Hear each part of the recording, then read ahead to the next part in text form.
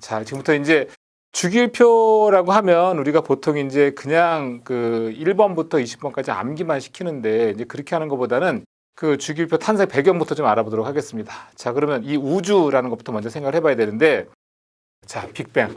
자, 우리 많이 들어봤을 법한 일입니다. 빅뱅. 자, 빅뱅은 뭐냐 하면 커다란 폭발을 의미하는 거예요. 어마어마한 폭발이 생겼어요. 에너지가 생겼다고요. 자, 그래서 이 당시에 아무것도 없었던 우주에 빅뱅이라고 한 대폭발이 생기면서 네 가지 상호작용하는 힘이 생겨난 거예요. 그 첫 번째가 뭐냐면 강한 핵력,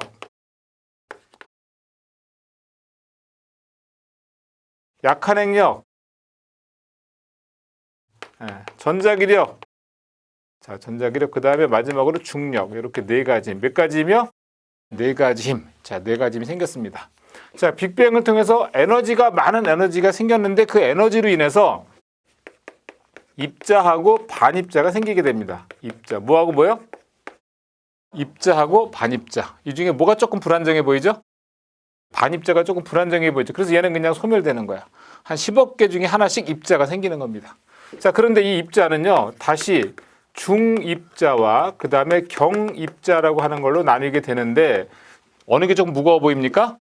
예, 중입자가 조금 무거워 보이죠? 예, 이게 좀 무거운 거고. 자, 얘는 어때요? 경입자는 좀 가볍단 말이야. 가벼울 경자.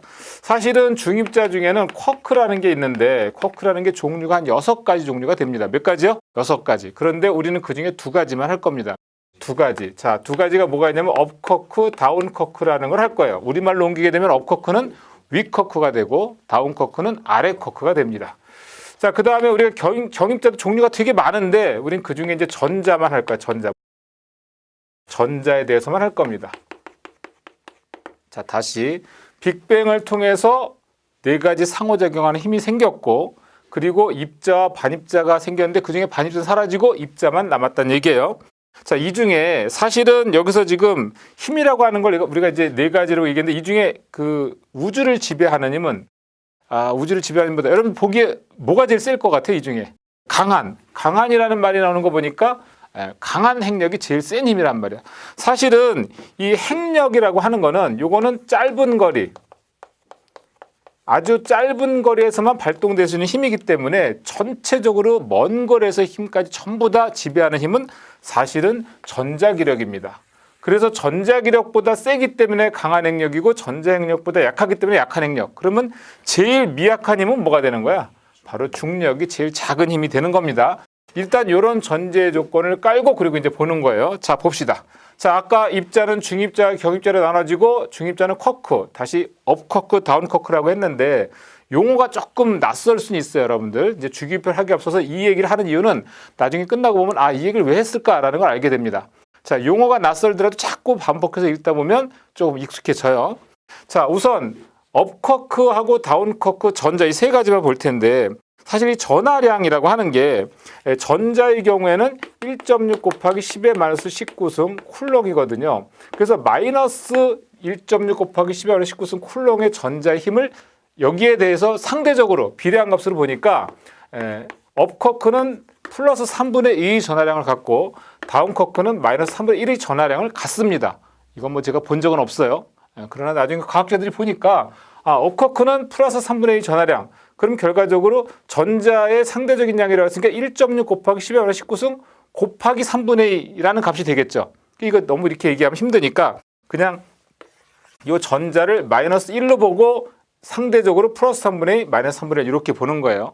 자, 입자들이 생겨났단 말이야. 그런데 입자들은 업쿼크, 다운쿼크라고 하는 것들이 막 충돌하면서 부딪히면서 3개씩 뭉칩니다. 3개씩 뭉치다 보니까 플러스 3분의 2, 플러스 업쿼크는 누굴 좋아할까? 당연히 다운쿼크를 좋아하겠죠. 플러스니까. 그래서 업쿼크는 다운쿼크와 업쿼크 이렇게 다운쿼크를 중심으로 업쿼크가 양쪽에 달라붙기도 하고, 또는 다운쿼크가 업쿼크를 중심으로 이렇게 3개씩 뭉치기도 한단 말이야. 입자가 3개씩 뭉친다 그래, 3개씩. 그러면 전하량을 따져보면 어떻게 돼? 이거는 플러스 3분의 2, 마이너스 3분의 1, 플러스 3분의 1. 전체 합은 얼마가 되죠? 전체 합은 플러스 1이 되는 거고. 이 경우는 마이너스 3분의 1. 이렇게 해야 되겠지. 또 나중에 또 따지는 친구들이 있어가지고. 자, 마이너스 3분의 1 플러스 3분의 2 하고 플러스 마이너스 3분의 1. 이렇게 되면은 이 전체 값은 얼마가 되는 거지? 0이 되는 거지, 0. 그래서 처음에 빅뱅을 통해서 생겨난 입자들이 3개씩 뭉친다 그랬는데 이렇게 뭉쳐진 업, 다운, 업으로 뭉쳐진 요 플러스 1의 값을 갖는 것을 나중에 과학자들이 뭐라고 이름을 붙였냐면 양성자라고 이름을 붙입니다. 자, 그리고 이렇게 다운, 업, 다운으로 뭉친 이런 전하량 0의 값을 사람들이 뭐라고 이름 붙였냐면 중성자라고 이름 붙였단 말이야. 드디어 이제 양성자, 중성자 우리가 알고 있는 얘기가 나오는 거예요. 자, 이와 같은 양성자와 중성자가 생겨서 그럼 결과적으로 플러스 1인 우주에는 플러스 1인 양성자가 어마어마하게 많다는 얘기죠. 이렇게 맞습니까? 이렇게 많다는 얘기야. 플러스 1의 양, 이게 뭐 내가 지금 우주를 그릴 수는 없고 그냥 우리가 상상을 한번 해보는 거예요. 그럼 대부분의 우주는 뭐가 가득 차 있다는 얘기냐면 플러스 1짜리 양성자 집단이 있다는 얘기예요. 그래서 나중에 과학자들은 이와 같은 플러스 1의 양성자가 갖는 것을 이름을 뭐라고 붙였냐면 수소라고 이름을 붙였단 말이야.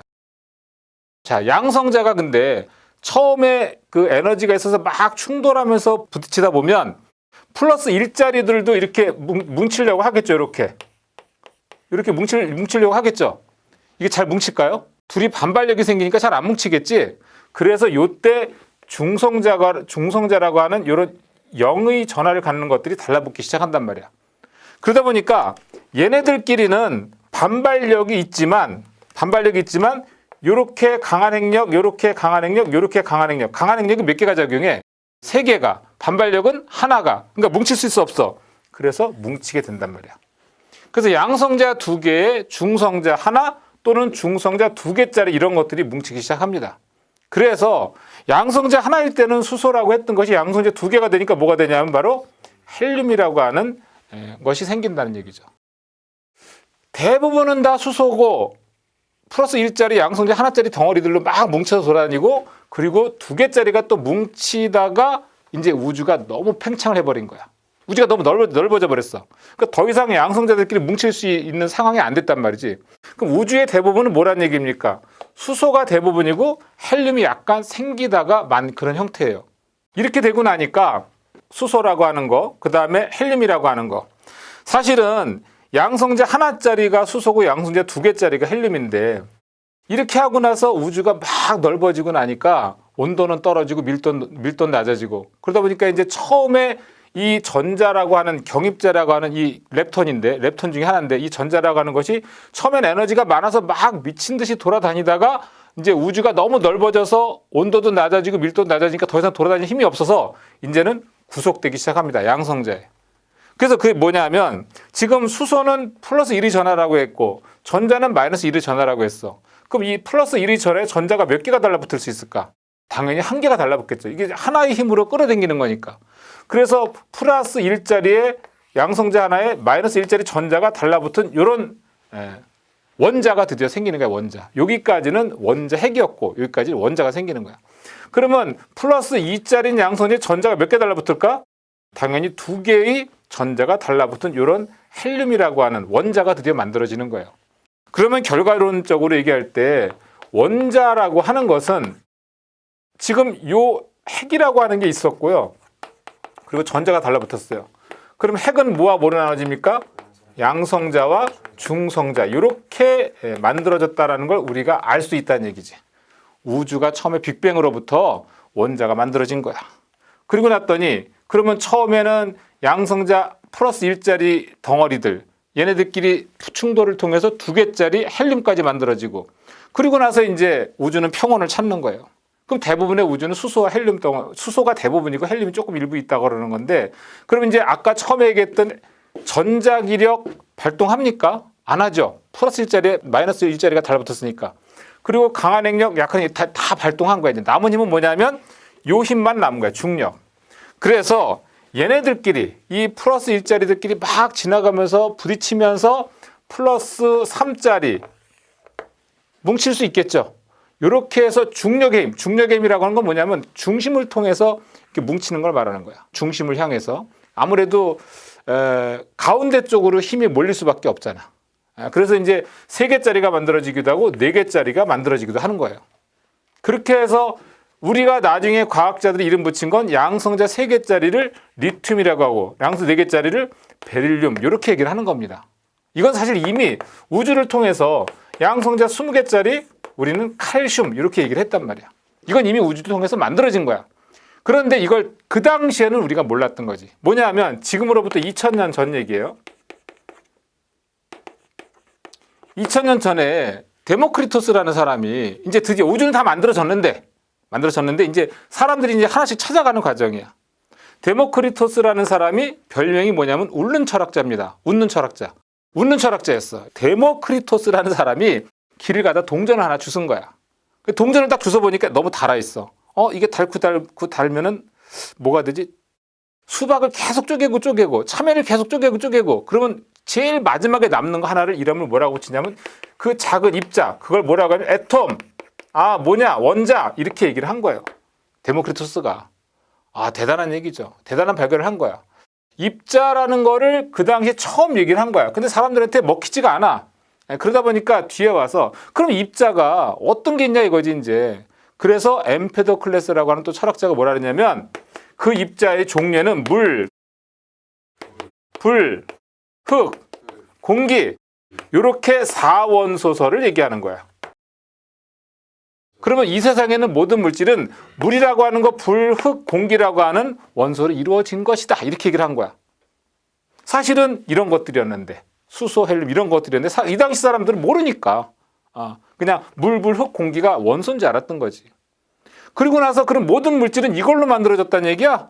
라고 생각을 이제 하다 보니까 뭐지 이상해. 그러다 보니까 나중에 이제 아리스토텔레스가 여기다 플러스 제5원소설을 얘기합니다. 이게 뭐냐면 물, 불, 흙, 공기에다가 뭔가 하나만 더 찾아서 하면 거기에 이제 모든 물질을 만드는 기본 구성 원소가 된다고 생각하는 거야. 그랬더니 사람들의 마음이 어떻게 움직이기 시작하냐면 이런 거예요. 요즘 금이 비쌉니까? 안 비쌉니까? 금 비싸죠? 이 당시에도 되게 비쌌어요.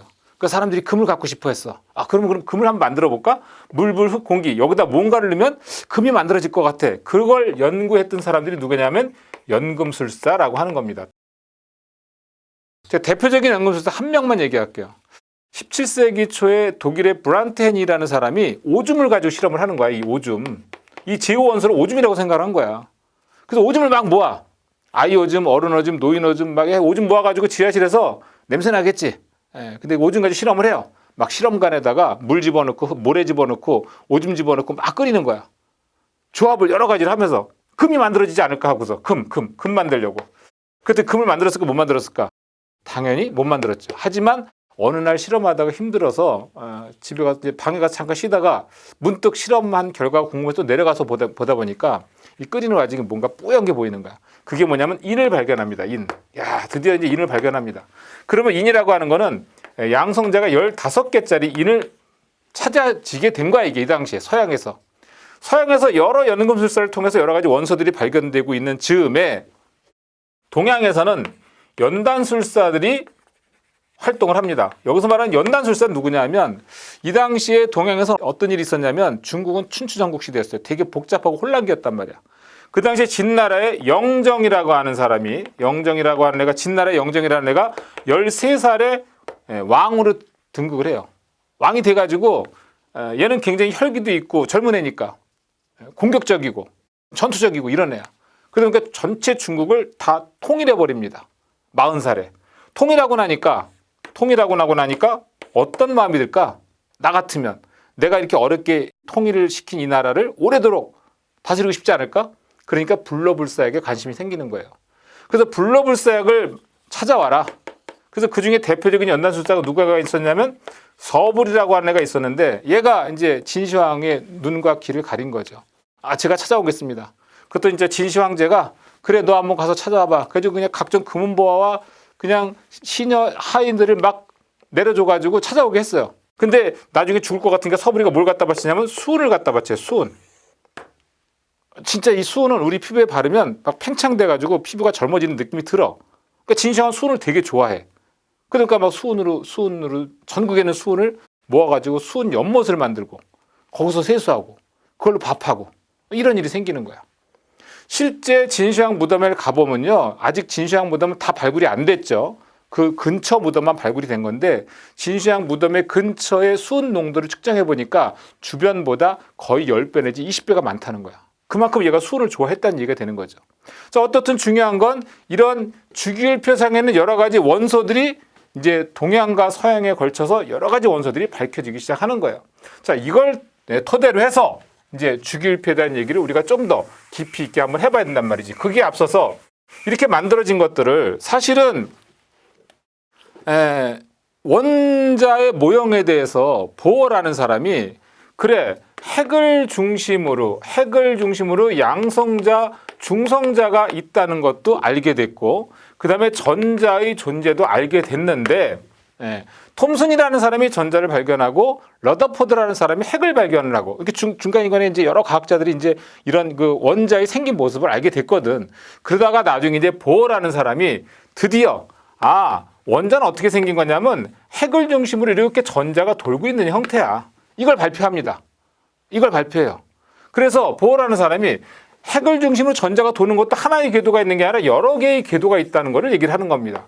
이렇게 첫 번째 궤도를 K, 두 번째 궤도를 L, 세 번째 궤도를 M 이런 식으로 궤도가 있다라는 걸 얘기를 해요. 그럼 진짜로 이게 K 궤도라는 건가? 그건 아니에요. 이 당시에 K라고 그냥 명명을 했을 뿐이야. 그냥 이 앞에는요.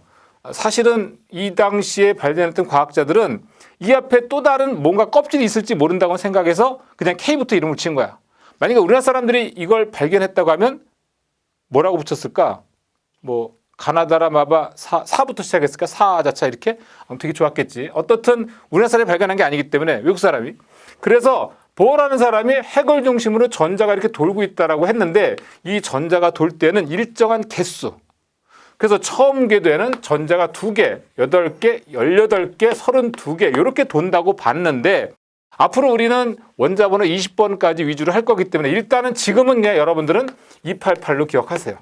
뭐라고요? 288. 전자가 돌 때는 288로 돈다.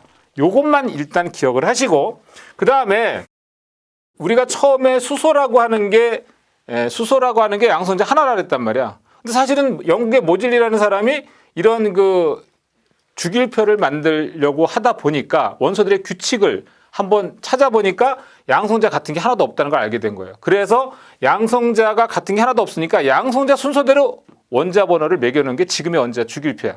그래서 양성자가 수소는 하나니까 원자 번호 몇 번? 1번이 되는 거고 리튬의 양성자는 몇 개? 3개니까 3번인 거고 그 다음에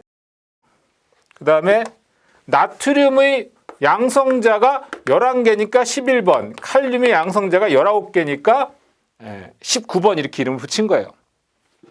그리고 그 다음에 베릴륨, 마그네슘, 칼슘 자 이렇게 되는 거죠. 얘가 4개, 12개, 20개 우선 요것만 볼게요. 그 다음에 좀 더 자세하게 다시 보겠습니다. 그래서 얘가 양성자가 하나니까 원자 번호 1번이란 말이야. 그러면 수소라는 원자핵을 중심으로 전자가 하나가 돌겠죠. 이렇게. 그 다음에 리튬은 처음에 몇 개 돌까? 우리 얘기했죠. 핵을 중심으로 전자 처음에 몇 개 돈다고? 2개. 그 다음에 몇 개 돌까? 하나가 도는 거죠. 그 다음에 나트륨 어떻게 돼요? 2개, 8개, 하나가 도는 거고. 칼륨 어떻게 돼? 2개, 8개, 8개, 하나가 도는 거야. 이렇게. 마지막에 전자가 하나씩 도니까 일적 원소가 되는 겁니다. 이 주기율표가 만들어진 배경을 우리가 지금 얘기하고 있는 거야. 그리고 우리는 사실 핵을 중심으로 전자가 도는 이 궤도를 껍질이라고 하는데 껍질. 첫 번째 껍질에서 끝난 수소는 1주기가 되는 거고 두 번째 껍질에서 끝난 리튬은 2주기가 되는 거고 세 번째 껍질에서 끝난 나트륨은 3주기가 되는 거야. 그리고 네 번째 껍질에서 끝난 칼륨은 4주기가 되는 거야. 이렇게. 그러면 우리가 원자 핵을 중심으로 맨 바깥쪽에 몇 개냐라는 걸 가지고 족을 정했고 몇 번째 껍질에서 끝나느냐라는 걸 가지고 주기를 정한 거란 말이야. 하나 더. 베릴륨이 두 개가 되는 거 맞죠? 마그네슘 어떻게 돼? 2개, 8개, 2개. 칼슘은 2개, 8개, 8개, 2개. 마지막에 2개씩 남았으니까 이적 원소가 되는 거고. 그리고 얘네들은 채우다가 두 번째에서 끝났으니까 2주기, 3주기, 4주기 이렇게 된 거예요. 그래서 보어의 이 원자 모형을 가지고 주기율표가 만들어졌다. 이렇게 해도 과언은 아닙니다. 사실은 영국의 이 모질리라는 사람이 주기율표를 만들 당시에 20살 때인가 만들었다고 하는데 이 사람 그 20살 때 주기율표 만들었으니까 대단한 사람이죠. 그리고 23살인가 대학 교수가 됐다고 어마어마한 주기율표 만들었으니까 당연히 노벨상을 받았겠죠. 하지만 이 사람은 노벨상을 못 받았어요. 왜냐하면 세계 전쟁에 나가서 총 맞아 죽었거든. 노벨상은 사망한 사람한테는 주지 않는다는 규칙이 있어가지고 결국 못 받아요. 우리가 어떻든 왜 1족이고 왜 2족인지에 대한 설명을 한 겁니다. 좀 더 자세한 얘기를 알아보도록 하겠습니다. 자, 우리 좀 전에 빅뱅으로부터 원자들이 생긴 걸 우리 공부를 했잖아. 그래서 이제 내가 지금 주기율표를 미리 써놨어. 한번 이렇게 써놨는데 얘들을 우리가 좀 더 자세하게 알아볼 필요가 있는 거야. 자, 수소는 왜 원자번호 1번이 됐을까? 양성자가 1개라서. 자, 리튬은 왜 원자번호 3번이 됐을까? 양성자가 3개라서. 그러니까 결과적으로는 원자 번호라고 하는 것은 곧 양성자 개수가 되는 거야. 양성자 개수가 되는 거고, 우리가 플러스 1의 양성자에 전자 몇 개 붙는다 그랬지? 하나가 붙는다 그랬고, 플러스 2의 양성자 전자 몇 개 붙어? 2개. 결과적으로 양성자 개수는 결과적으로 뭐가 되냐면 전자수, 이렇게 얘기를 할 수 있는 거야. 맞지? 자, 그 다음에 질량수라고 하는 것은, 그러면 결과적으로 질량수는 양성자수하고 중성자수를 더한 다음에 여기다가 전자까지 다 더하면 전체 질량수가 될 거 아니야? 그런데 이 질량수는요, 거의 무게가 없어요. 거의 먼지와 같은 존재야. 그러니까 우리는 전자수는 질량수를 포함을 안 시켜. 따라서 질량수 하면은 양성자수하고 중성자수만 더해주면 이게 바로 질량수가 되는 거거든. 자, 그 다음에 우리가 이제 이거를 암기를 좀 해야 되는데, 사실은 1번부터 20번까지만 해주면 되긴 되는데, 산업기사에서는 주로 여기 밑에 있는 것들도 좀 물어보기도 하거든. 같이 알아둬야 돼. 그래서 수소부터 우리는 세로적으로 외우는 걸 좀 연습을 하셔야 돼요. 세로적으로. 그래서 수소, 리튬, 나트륨, 칼륨, 루비듐, 세슘, 프랑슘. 그다음 여기는 베릴륨, 마그네슘, 칼슘, 스트롱슘, 바륨, 라듐. 자꾸 반복적으로 읽어서 암기 좀 하셔야 돼요. 자, 그래서 붕소, 알루미늄, 탄소, 규소, 질소, 인, 산소황, 불소, 염소, 브롬, 요드, 아스타틴. 요 불소는 옛날 말이야. 사실은 요즘 플로린이라고 하는데 불소가 일본 말이라서 요즘 안 써요. 그렇지만 우리는 아직은 같이 알아둬야 돼. 그다음에 염소, 크로린, 브롬을 이제 소방하는 사람들, 위험을 하는 사람들은 취소라고도 같이 알아둬야 돼. 자, 요드, 요건 옥소, 아스타틴, 아직 우리말이 없어요. 그래서 이제 플로린, 염소, 취소, 옥소, 아스타틴 또는 플로린, 염소, 브롬, 요드, 아스타틴 이렇게 같이 알아두시고, 그 다음에 이쪽에 헬륨, 네온, 아르곤, 크립톤, 크세론, 라돈. 자, 요거는요, 본강 들어가기 전에 요거는 완벽하게 연습 여러 번 해가지고 암기한 다음에 이제 수업에 들어오셔야 됩니다. 자, 그 다음에 이제 여기 볼게요. 지금 수소하고 리튬하고 나트륨하고 칼륨, 얘네들 원자 번호가 이렇게 매겨져 있잖아. 요거 이제 원자 번호 매겨져 있는데, 이 원자 번호를 좀 쉽게 하는 방법을 가르쳐 드릴게. 자, 이거 일단은 요건 왜 그런지 나중에 주기율표 가면 우리가 이제 2강인가 거기에서 나중에 가서 2장에 가면 주기율표에 가서 왜 이렇게 되는지를 좀 더 자세하게 알 수가 있어요. 자, 288, 18, 32. 욕하고 싶을 때는 그냥 288 한 다음에 여기를 좀 강조해서 읽으면 여기 저절로 되는 거니까 좀 스트레스가 풀리겠지. 자, 1에다가 2 더하니까 얼마 됐어? 3에다가 8 더하니까 11에다가 8 더하니까 19에다 18 더하니까 37, 37에 18 더하니까 50에다 32 더하니까 87 이렇게 되는 거야. 그럼 얘가 19번, 20번이니까 여기는 뭐가 돼? 37이니까 38. 여기는 56, 여기는 88. 이거 원자번호 다 매겼네. 여기까지. 너무 쉽죠? 자, 그 다음에 이쪽에 가볼게. 이번에는 88, 18, 18, 32야. 여기는 2는 빠졌어. 그러면 2에다 8 더하니까 얼마가 되는 거야? 10에다 8 더하니까 18, 18 더하니까 36도 18 더하니까 그 다음에 32 더하니까 86. 그럼 얘가 19, 18, 17, 16 나가니까 얘 36이면 얘는 뭐야? 35. 얘는 53. 얘는 85. 다 됐어요. 너무 간단하지 않습니까? 원자번호 매기는 거. 자, 그러면 결과적으로 아르곤은 양성자 몇 개라고? 전자 몇 개? 18개. 크립톤은 양성자 몇 개? 36개. 그렇게 되는 거야.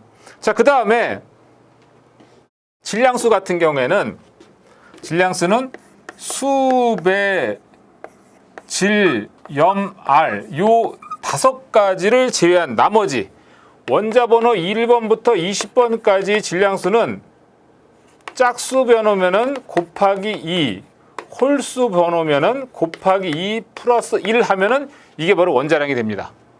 이거는 원자 번호 1번부터 20번까지만 해당된다 그랬어. 그러면 여기까지야. 자, 그럼 예외적인 것만 적어볼까? 예외, 수소, 베릴륨, 수배, 질, 염, 알. 얘는 예외. 나머진 다 유기칙. 그러면 헬륨은 짝수니까 원자량 얼마 될까? 4가 되겠지. 자, 여기 리튬은 3이면은 원자량 뭐가 될까? 자, 붕소는 5번이면 원자량 얼마 돼요? 얘는 12, 얘는 16, 19, 20. 나트륨이 23, 마그네슘이 24, 얘가 27, 28, 31, 32, 그리고 칼륨이 39, 칼슘이 40. 이렇게 되는 겁니다. 자, 얘네들은 예외라 그랬어요. 자, 수소는 원자번 1번 홀수면 곱하기 플러스 1하면 3이라 해야 되잖아. 3이 아니라 1이란 말이야. 1. 그리고 여기는 9, 여기는 14, 여기는 35.5, 여기는 40. 예외 5개만 암기하시면 돼요. 나머지는 저 규칙에 다 따르는 거예요. 이건 암기하셔야 돼요. 자, 그 다음에 요 왼쪽에 있는 것들은 이렇게 한번 볼게요. 이렇게. 자, 볼게요. 처음에 하나 도는 거 아니야? 얘들은 2개 하나 도는 거지. 나트륨은 2개, 8개 하나가 도는 거, 그지? 칼륨은 2개, 8개, 8개 하나가 도는 거야. 자, 하나, 둘, 셋, 넷, 5번째 하나. 하나, 둘, 셋, 넷, 5, 6번째 하나. 하나, 둘, 셋, 넷, 5, 6, 7번째 하나 도는 거야. 왜? 7주기 원소니까. 마지막에 하나씩 남기는 거라서 플러스 1까지 항직은 원소가 되는 거야, 얘네들은. 일족 원소들은. 왜냐하면 핵을 중심으로 전자가 이렇게 돌잖아. 전자가 이렇게 도는데 마지막 가전자의 8개를 채우고자 하는 게 얘네들의 목표야. 그래야 제일 안정해. 이걸 우리가 일명 옥테트 룰이라는 표현을 씁니다. 뭐라고요? 옥테트 룰은 마지막 가전자를 8개를 채우고자 싶어. 그러면 물론 첫 번째 궤도만큼은 2개, 듀엣룰이라고 하는데 첫 번째 궤도만큼은 그러면 수소 같은 경우, 리튬 같은 경우, 나트륨 같은 경우 보니까 얘가 안정해지려면 첫 번째 궤도 2개만 되면 안정한다 그랬잖아. 하나를 버리고 싶지. 버리고 싶단 말이에요. 이렇게. 자, 나트륨 어때요? 2개, 8개 하나야. 하나를 버리는 경우와 7개를 가져오는 경우는 어느 게 더 쉬울까? 당연히 하나를 버리는 게 쉽단 말이야. 하나 버리면 안정해지거든. 얘도 하나를 버리고 싶단 말이야. 이런 식으로 하나를 버리고 싶은 애들이 플러스 1까지 양직인 원소가 되는 거야.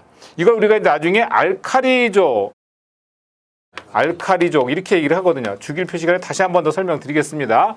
자, 알카리족이라고 하고 그 다음에 이족 원소들은 처음에 2개 채우고 그 다음에 2개 남는 거고 마그네슘 2개, 8개 몇 개 남아? 2개. 칼슘 2개, 8개, 8개, 2개. 마지막에 2개 남기는 것들이니까 얘네들은 안정해지려면 전자를 6개를 받아서 8개가 되든지 2개를 버리거나 그래서 얘네들은 플러스 2까지 양직인 원소가 되는 거야.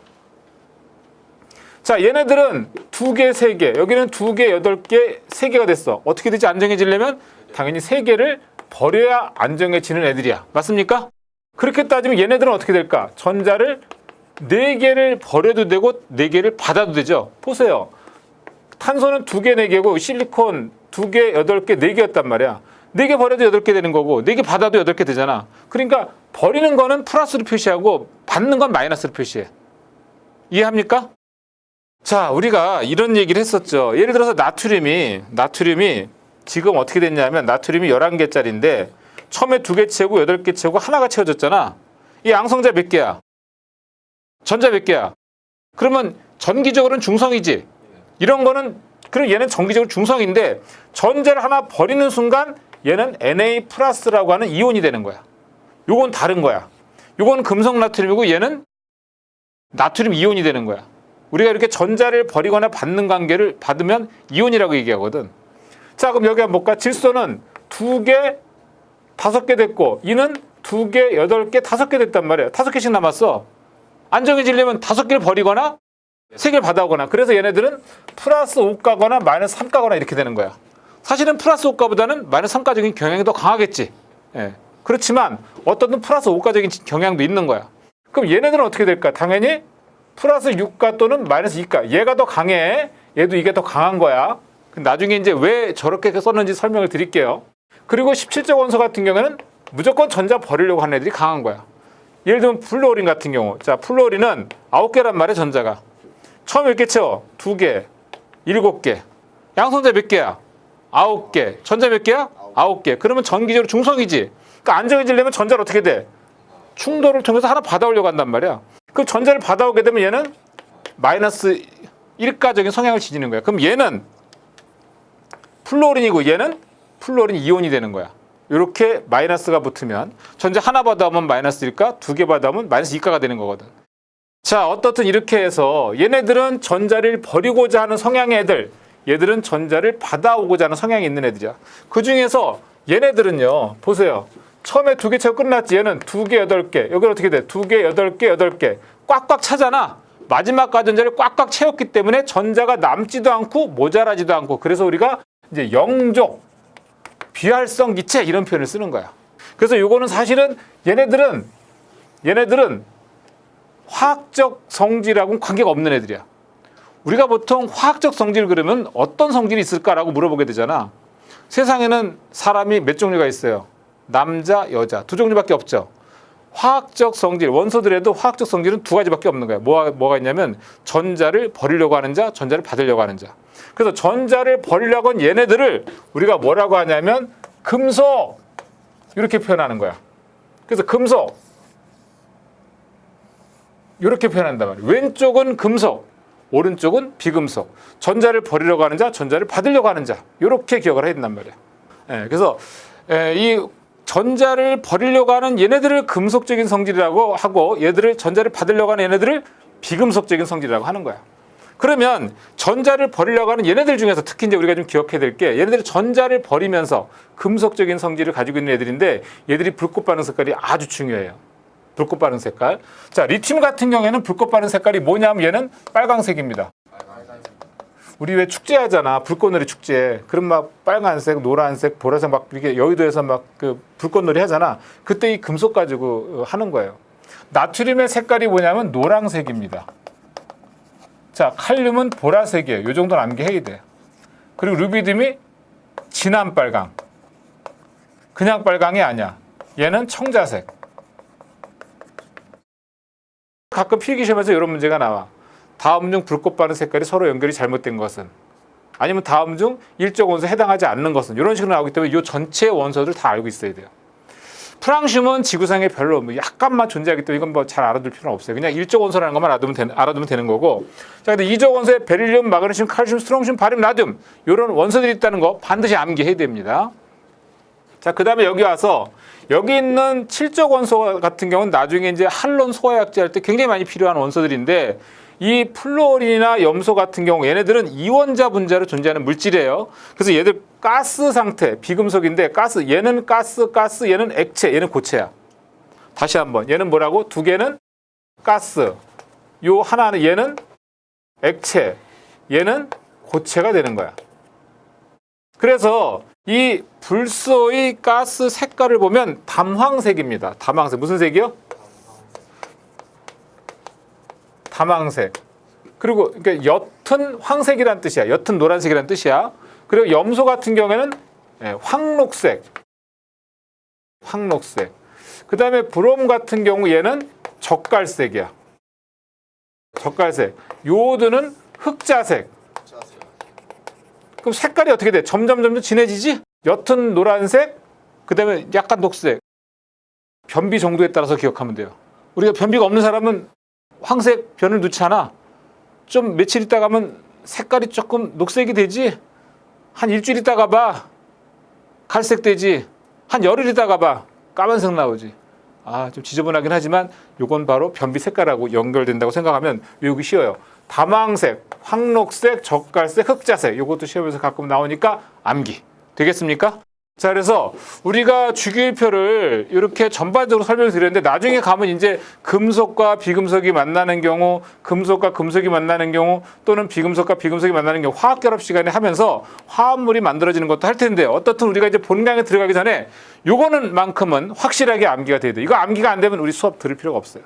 그래서 본강에 들어가기 앞서서 이 주기율표는 반드시 암기, 수소부터 세워서 암기하는 게 좋아요. 수소, 리튬, 나트륨, 칼륨, 루비듐, 세슘, 프랑슘, 베릴륨, 마그네슘, 칼슘, 스트롱슘, 바륨, 라듐, 붕소, 알루미늄, 탄소, 규소, 질소인, 산소황, 불소, 염소, 브롬, 요드, 아스타틴, 헬륨, 네온, 아르곤, 크립톤, 크세론, 라돈. 제가 얘기했던 요 속도로 쓰고 암기할 수 있도록 반드시 학습하시기 바랍니다.